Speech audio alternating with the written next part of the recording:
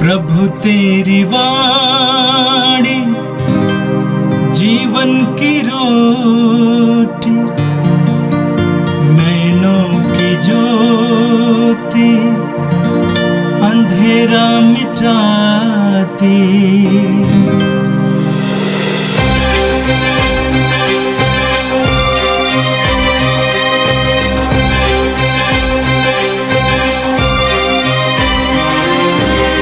प्रभु तेरी वाणी जीवन की रोटी, नैनों की ज्योति अंधेरा मिटाती। प्रभु तेरी वाणी जीवन की रोटी, नैनों की ज्योति अंधेरा मिटाती। वाणी वाणी वाणी वाणी वाणी पवित्र है, शाश्वत है, जीवन का मन्ना है। 29 दिसंबर शुक्रवार। पहला पाठ संत यूहन्ना का पहला पत्र, अध्याय 2, पद संख्या 3 से 11।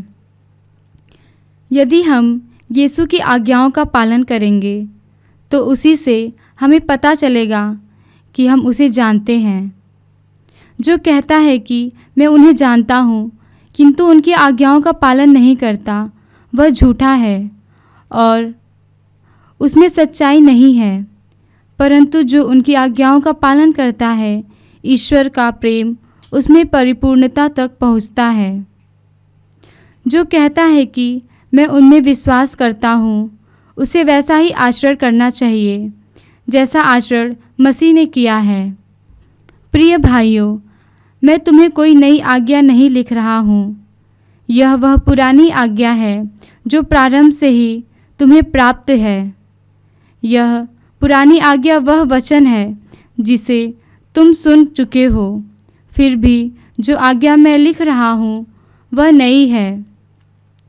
वह नई इसलिए है कि वह उनमें चरितार्थ हुई और तुम में भी चरितार्थ हो रही है, क्योंकि अंधकार हट रहा है और सत्य की ज्योति चमकने लगी है। जो कहता है कि मैं ज्योति में हूँ और अपने भाई से बैर करता है, वह अब तक अंधकार में है। जो अपने भाई को प्यार करता है वही ज्योति में निवास करता है और कोई कारण नहीं है कि उसे ठोकर लगे। परंतु जो अपने भाई से बैर करता है वह अंधकार में है और अंधकार में चलता है। वह यह नहीं जानता कि मैं कहाँ जा रहा हूँ, क्योंकि अंधकार ने उसे अंधा बना दिया है। यह प्रभु की वाणी है। संत लूकस के अनुसार पवित्र सुसमाचार अध्याय 2 वाक्य 22 से 35 तक।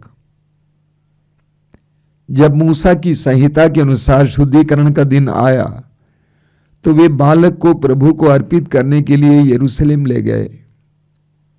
जैसा कि प्रभु की संहिता में लिखा है, हर पहलौठा बेटा प्रभु को अर्पित किया जाए, और इसलिए भी कि वे प्रभु की संहिता के अनुसार पंडुकों का एक जोड़ा या कपोत के 2 बच्चे बलिदान में चाहें। उस समय यरूशलेम में सिमेयोन नामक एक धर्मी तथा भक्त पुरुष रहता था। वह इस्राएल की सांत्वना की प्रतीक्षा में था और पवित्र आत्मा उस पर छाया रहता था। उसे पवित्र आत्मा से यह सूचना मिली थी कि वह प्रभु के मसीह को देखे बिना नहीं मरेगा। वह पवित्र आत्मा की प्रेरणा से मंदिर आया। माता पिता शिशु ईसा के लिए संहिता की रीतियां पूरी करने जब उसे भीतर लाए तो सिमेयोन ने ईसा को अपनी गोद में ले लिया और ईश्वर की स्तुति करते हुए कहा, प्रभु, अब तू अपने वचन के अनुसार अपने दास को शांति के साथ विदा कर, क्योंकि मेरी आंखों ने उस मुक्ति को देखा है जिसे तूने सब राष्ट्रों के लिए प्रस्तुत किया है। यह गैर यहूदियों के प्रबोधन के लिए ज्योति है और तेरी प्रजा इस्राएल का गौरव। बालक के विषय में ये बातें सुनकर उसके माता पिता अचंभे में पड़ गए। सिमेयोन ने उन्हें आशीर्वाद दिया और उसकी माता मरियम से यह कहा, देखिए, इस बालक के कारण इस्राएल में बहुतों का पतन और उत्थान होगा। यह एक चिन्ह है जिसका विरोध किया जाएगा। इस प्रकार बहुत से हृदयों के विचार प्रकट होंगे और एक तलवार आपके हृदय को आर पार बेधेगी। यह प्रभु का दिव्य सुसमाचार है। क्रिस्त प्रभु की जय। मेरे प्रिय भाई और बहनों, आज का पहला पाठ संत यूहन्ना के पहले पत्र के अध्याय 2 से लिया गया था। आज के पाठ में संत यूहन्ना हमें कुछ महत्वपूर्ण शिक्षाएं देते हैं। आपने वचन में सुना, यूहन्ना कहते हैं, यदि हम उनकी आज्ञाओं का पालन करेंगे तो उससे हमें पता चलेगा कि हम उन्हें जानते हैं। एक बार और पढ़ना चाहता हूं। यूहन्ना कहते हैं, यदि हम उनकी आज्ञाओं का पालन करेंगे तो उससे हमें पता चलेगा कि हम उन्हें जानते हैं। बाइबल में जानने का तात्पर्य बौद्धिक ज्ञान नहीं है। जानने का तात्पर्य है अनुभव करना, अनुभवी ज्ञान, श्रद्धापूर्ण विश्वास के साथ ज्ञान।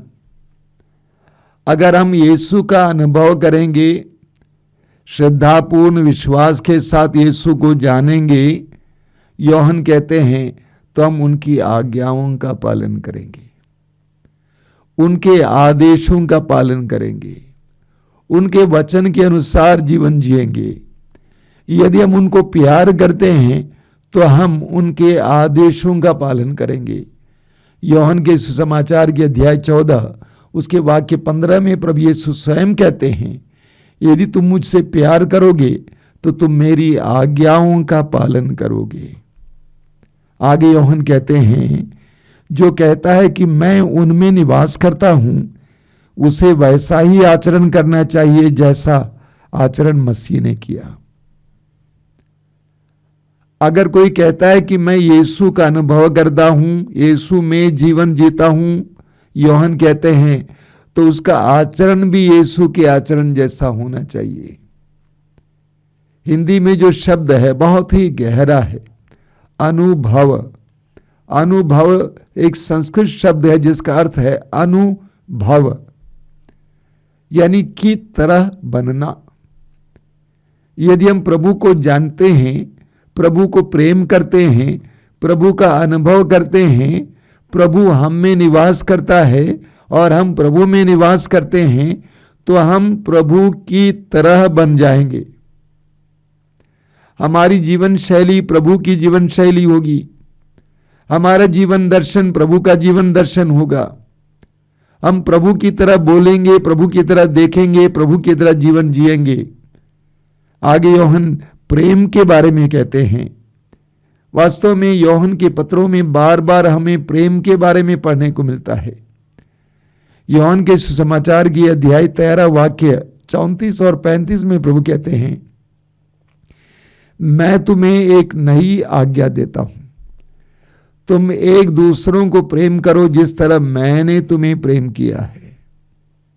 वाक्य 35 में प्रभु कहते हैं, यदि तुम एक दूसरे को प्रेम करोगे तो इससे संसार जान जाएगा कि तुम मेरे शिष्य हो। प्रभु यीशु ने स्वयं कहा कि जिस तरह मैंने तुम्हें प्रेम किया उसी तरह तुम्हें भी एक दूसरे को प्रेम करना चाहिए। यीशु ईश्वर के प्रेम के चिन्ह के रूप में संसार में आए।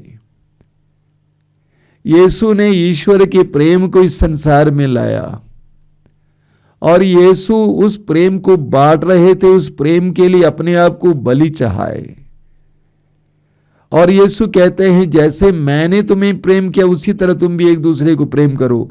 यूहन्ना बार बार यही संदेश दोहराते हैं। आगे वो कहते हैं, जो कहता है कि मैं ज्योति में हूं और अपने भाई से बैर करता है वो अब तक अंधकार में है। जो अपने भाई को प्यार करता है वो ज्योति में निवास करता है और उससे कोई कारण नहीं कि वह उसे ठोकर लगे। परंतु जो अपने भाई से बैर करता है वो अंधकार में है और अंधकार में चलता है, वह यह नहीं जानता कि वो कहां जा रहा है, क्योंकि अंधकार ने उसे अंधा बना दिया है। यूहन्ना कहते हैं, जो प्रेम करता है उसके अंदर प्रकाश है। वो प्रकाश में चलता है, क्योंकि प्रेम प्रकाश देता है। लेकिन जो बैर करता है वो अंधकार में है और अंधकार में चलता है। प्रेम प्रकाश देता है, घृणा बैर अंधकार देता है। जब हम दूसरों को घृणा करने लगते हैं तो हम अंधकार में ढकेले जाते हैं। और यूहन्ना कहते हैं अंधकार ने उसे अंधा बना दिया है। बैर, दुश्मनी, क्रोध, घृणा हमें अंधा बना देता है। ऐसी परिस्थिति में हम नहीं जानते हैं कि हम क्या बोलते हैं, क्या करते हैं, कहां जाते हैं। हम अपने ही व्यवहारों का विश्लेषण करें, हम अपने ही व्यवहारों को देखें। जब हमारे अंदर क्रोध रहता है, हमारे अंदर बैर रहता है, तो हम क्या क्या बोलते हैं, कैसे कैसे व्यवहार करते हैं, क्या क्या करते हैं। उत्पत्ति ग्रंथ के अध्याय 4 में हम पढ़ते हैं आदम और हेवा के 2 पुत्र काइन और हाबिल। काइन अपने भाई हाबिल के प्रति क्रोधित हो जाता है और उस क्रोध में आकर, हालांकि ईश्वर ने उसको पहले से बताया कि तुम क्रोध में हो, इसके बावजूद वो क्रोध में आकर अपने भाई की हत्या करता है। वो नहीं जानता है कि वो क्या करता है। कई लोग क्रोध में आकर क्या क्या नहीं कर डालते हैं, घर छोड़ के भाग जाते हैं, दूसरों को बदनाम करते हैं। आज इस दुनिया में क्या क्या नहीं हो रहा है। इतनी बेईमानी, इतना झूठ, इतना व्यभिचार, इतना शोषण, इतना अन्याय। क्यों? प्रेम की कमी है। आज संसार में प्रेम का किल्लत है। यदि हमारे अंदर प्रभु का प्रेम आ जाएगा तो हम प्रकाश में चलेंगे। हम एक दूसरे को सहन कर पाएंगे, हम एक दूसरे को सहारा दे पाएंगे, हम यीशु की तरह बन जाएंगे। और आज का सुसमाचार संत लूकस के सुसमाचार के अध्याय 2 से लिया गया था। सुसमाचार में आपने प्रभु यीशु के यरूशलेम मंदिर में चढ़ाए जाने के बारे में सुना। वचन में आपने सुना, जब मूसा की संहिता के अनुसार शुद्धिकरण का दिन आया तो वे बालक को प्रभु को अर्पित करने के लिए यरूशलेम ले गए। जैसा कि प्रभु की संहिता में लिखा है, हर पहला उठा बेटा प्रभु को अर्पित किया जाए। प्रभु यीशु की मां मरियम और पालक पिता यूसुफ सच्चे यहूदी थे। वे प्रभु के नियमों का अक्षरशः पालन करते थे। हम पढ़ेंगे निर्गमन ग्रंथ के अध्याय 13 उसके वाक्य 2 में लिखा हुआ है, प्रभु ने मूसा को आज्ञा दी, मुझे सब पहला उठे बच्चों को समर्पित कर देना। इस्राएली लोगों के सब पहला उठे बच्चे, चाहे वे मनुष्यों के हों या पशुओं के, मेरे ही हैं। वाक्य 12 में इसी बात को दोहराया जाता है, तब तुम अपने सब पहला उठे बच्चों को प्रभु को समर्पित करोगे, तुम्हारे पशुओं के सब पहला उठे बच्चे भी प्रभु के होंगे। लेवी ग्रंथ के अध्याय 12 में प्रभु कहते हैं वाक्य 2 और 3 में, इस्राएलियों से कहो, यदि कोई स्त्री पुत्र प्रसव करेगी तो वो 7 दिन तक अशुद्ध रहेगी, जैसे वह ऋतु काल में अशुद्ध रहती है। 8वें दिन पुत्र का खतना किया जाएगा। तो प्रभु के इस आदेश का पालन करने के लिए यूसुफ और मरियम अपने पहलौठे पुत्र यीशु को मंदिर ले आते हैं। मंदिर में क्या हुआ? वचन में लिखा हुआ है, उस समय यरूशलेम में सिमियोन नामक एक धर्मी तथा भक्त पुरुष रहता था। वह इस्राएल की सांत्वना की प्रतीक्षा में था और पवित्र आत्मा उस पर छाया रहता था। उसे पवित्र आत्मा से यह सूचना मिली थी कि वो प्रभु के मसीह को देखे बिना नहीं मरेगा। यरूशलेम मंदिर में मरियम और यूसुफ की भेंट एक वृद्ध पुरुष से होती है। उसके बारे में लिखा हुआ है, वो धर्मी तथा भक्त पुरुष था और इस्राएल की सांत्वना की प्रतीक्षा में था, यानी एक मसीह की प्रतीक्षा में था। आगे लिखा हुआ है, और पवित्र आत्मा उस पर छाया रहता था। सिमोन के बारे में लिखा हुआ है कि पवित्र आत्मा उस पर छाया रहता था। प्रभु यीशु स्वयं कहते हैं लूकस अध्याय 4 में, पवित्र आत्मा मुझ पर छाया रहता है। लूकस अध्याय 1 उसके वाक्य 35 में स्वर्गदूत ने मां मरियम से कहा कि पवित्र आत्मा पर छाया रहेगा। एक मसीही या विश्वासी वो है जो पवित्र आत्मा की छाया में जीता है, पवित्र आत्मा के इशारे में जीता है। वचन में आपने सुना, उसे पवित्र आत्मा से सूचना मिली थी कि वो प्रभु के मसीह को देखे बिना नहीं मरेगा। वो पवित्र आत्मा की प्रेरणा से मंदिर आया। जिस समय प्रभु यीशु बालक यीशु मंदिर में चाहे गए, मंदिर में लाए गए, पवित्र आत्मा सिमयोन को मंदिर लेके आता है। सिमयोन पवित्र आत्मा के इशारे से जीवन जीता था, पवित्र आत्मा से संचालित था। प्रभु यीशु पवित्र आत्मा से संचालित थे। प्रभु यीशु को पवित्र आत्मा निर्जन प्रदेश उपवास और प्रार्थना के लिए ले गया। सिमयोन भी उसी तरह पवित्र आत्मा से संचालित था और इसीलिए जब यीशु मंदिर लाए गए उस समय पवित्र आत्मा ने सिमयोन को इशारा किया कि जाओ मंदिर में, और सिमयोन यीशु को देखता है। पवित्र आत्मा ही हमें यीशु के पास ले जा सकता है। इसीलिए वो गीत है ना, पवित्र आत्मा मुझे यीशु के पास ले चल। जब पवित्र आत्मा हमें प्रेरित करेगा हम यीशु के पास आ जाएंगे। हमारे आश्रम में हजारों की संख्या में लोग आते हैं। कौन जाते हैं उनको बुलाने के लिए? कोई नहीं जाता है।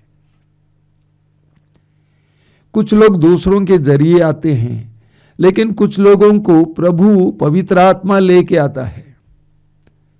पवित्र आत्मा उन्हें बताता है कि जाओ। कल ही मैं 2 बहनों से मिला था जो दूर से आई थी। उनको प्रेरणा मिली कि मातृधाम आश्रम जाओ। किसने प्रेरणा दी? पवित्र आत्मा ने प्रेरणा दी। पवित्र आत्मा ही हमें यीशु के पास ले जाता है। आगे हम देखते हैं कि सिमयोन कहता है प्रभु से, हे प्रभु, अब तू अपने वचन के अनुसार अपने दास को शांति के साथ विदा कर, क्योंकि मेरी आंखों ने उस मुक्ति को देखा है जिसे तूने सब राष्ट्रों के लिए प्रस्तुत किया है। यीशु को देखने के बाद सिमयोन संतुष्ट हो जाता है और ईश्वर से कहता है, अब मुझे उठा ले। हम यूहन्ना के सुसमाचार के अध्याय 14 में पढ़ते हैं, फिलिप ने प्रभु से कहा, प्रभु हमें पिता के दर्शन कराइए, हमारे लिए इतना ही पर्याप्त है, इतना ही काफी है। यीशु को देखने के बाद सिमयोन संतृप्त हो जाता है, संतुष्ट हो जाता है। इसके अलावा यीशु के बारे में सिमयोन एक सुंदर भविष्यवाणी माता मरियम को सुनाता है। वो क्या कहता है? माता मरियम से कहा, देखिए, इस बालक के कारण इस्राएल में बहुतों का पतन और उत्थान होगा। यह एक चिन्ह है जिसका विरोध किया जाएगा। इस प्रकार बहुत से हृदयों के विचार प्रकट होंगे और एक तलवार आपके हृदय को आर पार बेदेगी। सिमयोन भविष्यवाणी करता है और ये भविष्यवाणी हम जानते हैं सुसमाचार में पूर्ण हुई, यीशु के जीवन में पूर्ण हुई, इस्राएल में पूर्ण हुई और मरियम के जीवन में पूर्ण हुई। आज हम विशेष रूप से प्रार्थना करेंगे। सबसे पहले प्रार्थना करेंगे कि प्रभु हमें पवित्र आत्मा की छाया प्रदान करें। पवित्र आत्मा की छाया में जीने के लिए हमें कृपा दें, ताकि हम यीशु को पहचान सकें, यीशु के पास आ सकें, यीशु से संयुक्त जीवन जी सकें। दूसरी बात, जिस तरह यीशु मंदिर में प्रभु ईश्वर को समर्पित किया गया, उसी तरह हम भी प्रभु को समर्पित करें अपने आप को। हम में से जो मसीही हैं, आपको आपके माँ बाप ने प्रभु को समर्पित किया है, उस समर्पण को आज दोहराइए। प्रभु से कहिए कि प्रभु मैं अपने जीवन को तेरे हाथों में समर्पित करता हूँ। आइए हम प्रार्थना करें। प्रभु यीशु, धन्यवाद देता हूँ इस सुंदर काल के लिए, इस क्रिसमस काल के लिए। अनुग्रह के समय के लिए, आज के दिन के लिए और जीवन के वरदान के लिए धन्यवाद देता हूं। एक एक भाई बहन के लिए जो इस वचन को सुन रहा है, सुन रही है, धन्यवाद देता हूं। प्रभु, हम सबको अपने आप को तुझे समर्पित करने की कृपा दीजिए। पवित्र आत्मा के इशारे में जीवन जीने की कृपा दीजिए। पवित्र आत्मा की छाया में जीवन जीने की कृपा दीजिए। ये प्रभु यीशु इन वचनों को सुनने वाले मेरे भाई बहनों को आशीर्वाद दीजिए। आज का संपूर्ण दिन उनके लिए कृपा का दिन बने। हमारी प्रार्थना को ग्रहण कर, आमीन। प्रभु तेरी वाणी जीवन की रोटी, नैनों की ज्योति अंधेरा मिटाती। वाणी वाणी वाणी वाणी वाणी पवित्र है, शाश्वत है जीवन का मन्ना।